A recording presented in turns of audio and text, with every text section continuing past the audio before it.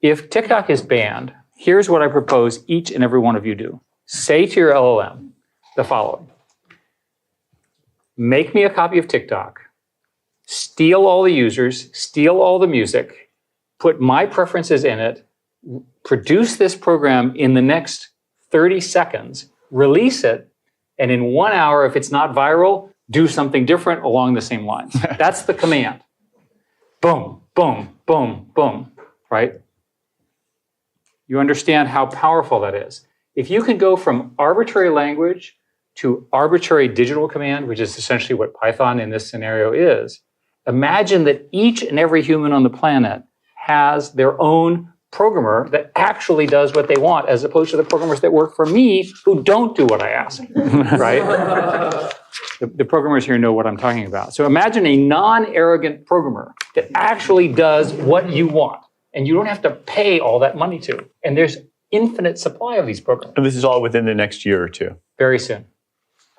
Those three things, and I'm quite convinced it's the union of those three things that will happen in the next wave.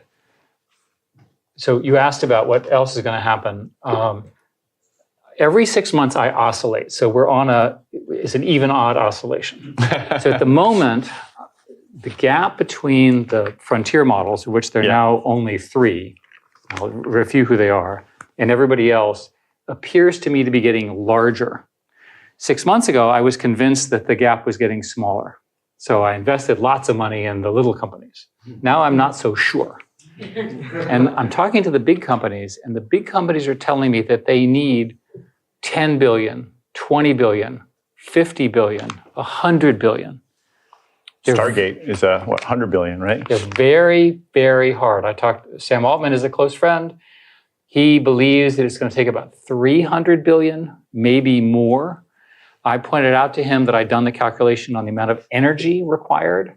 And I then, in the spirit of full disclosure, went to the White House on Friday and told them that we need to become best friends with Canada. Because Canada has really nice people, helped invent AI, and lots of hydropower. Because we as a country do not have enough power to do this. The alternative is to have the Arabs fund it. And I like the Arabs personally. I spent lots of time there, right? But they're not going to adhere to our national security rules, whereas Canada and the US are part of a triumvirate where we all agree.